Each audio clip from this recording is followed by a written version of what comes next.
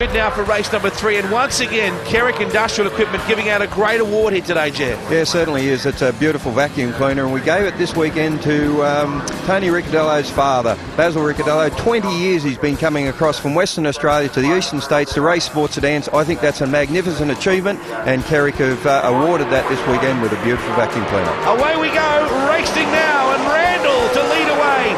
Tomasi up the inside as they storm down into turn 1 here at Phillip Island Grand Prix circuit. Tomasi, wow, Daniel, great run into turn number 1. He leads the field as they come into the turn now.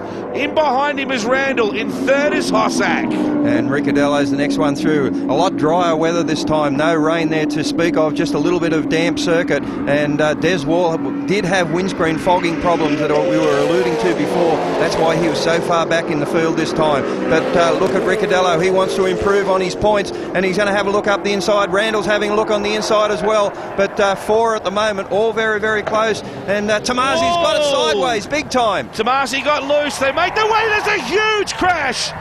Randle tears the car to pieces, a violent series of flips, and he's okay.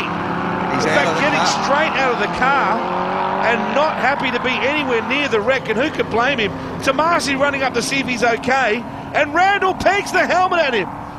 Well, raw emotion here. You can understand that Randle would be clearly shaken in this juncture. Tomasi was running to his assistance.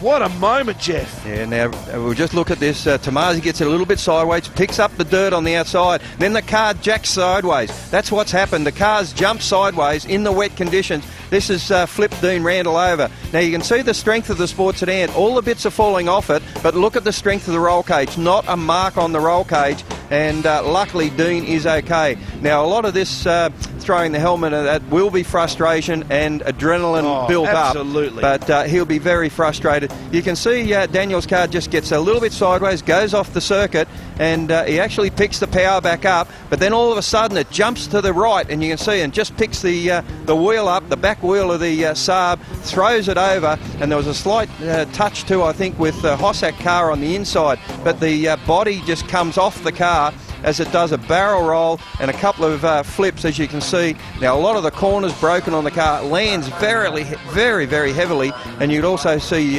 Dean's arm out the window there at one stage, or where the window was anyway, but thankfully Dean's okay and he's out of the car. Well, he's receiving some treatment now, and Daniel Tomasi still quite shaken about this as well.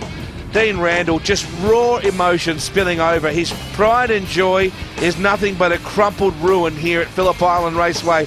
That will most certainly red flag this event. That is one of the biggest crashes in sports sedan history. And you can see Daniel in the background with Dean Randle in the foreground receiving treatment by the look of things for his neck, I would say, and it was a violent, violent ride. The car's coming back. The race has been a